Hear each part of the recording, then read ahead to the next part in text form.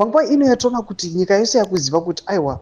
the vice president Kembo Mohadi aiwa panguva ine vanonyatsoziva kuti kunyange kuri kunzi haana kutaura tomboti VP Mohadi vanombotovada unozorora but vanhu vanoona kuti pamaevents ese vanenge vachipresida vari aiwa said that vari kukotsera kandi vanozotadza kutozopedza kutora speech yavo vanhu vanyatsoona kuti aiwa mutungamiri wenyika uyu anofanira kuti azorore noda kuti vanhu zvavari kuona kuti maevents kwavari kulead achienda maextremes chaiwo sana muda masvika nomuda nyorawo panapa ari kuexposa infighting netension iri kuitika muthe party the ruling party yemunyika yezimbabwe ZANU-PF. Don't subscribe or like or turn the bell kuti vina mbibisa muda nyora posta VP Kembo Mohadi vachiti checkpoint VP Kembo Mohadi is about to step down due to health issues. Given that he once resigned and the president failed to pick up his replacement, who is going to replace him now? Let's talk. Mashoko ari kunzwa panapa neBBC vachiti aiwa this vice president nyika isonzwa kuti aiwa akataura kuti aiwa akuda kuresigna but panguva ino inoonekwa kunzi aiwa he is being delayed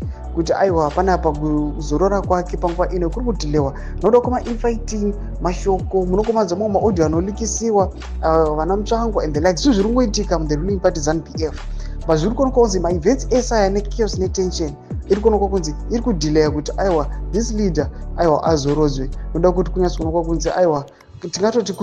kutoabusiwa chaiko chaiko noda kuti he's failing aiwa kuti aexecute marules ake anofanira kunge achiita nokuda kwekukura nekuda kwemakore atifambe panguva ino iri kuonekwa kunzi vanhu vari kushaya kuti ndiani ari best fit for position yake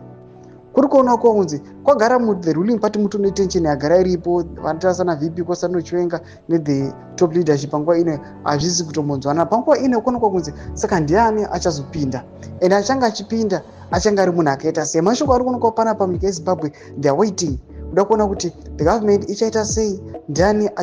achareplace VP Kembo Mohadi imboti semafungiro enyu mufunga kuti ndiye munhu akakwanisa kupapinda panguva ino vanhu vanyatsokuona kuti aiwa munhu achapinzwa ipapapo pachatomboita kukakatana nemashoko pinda comment section medu mafungiro enyu so subscribe or like chato on the bell icon.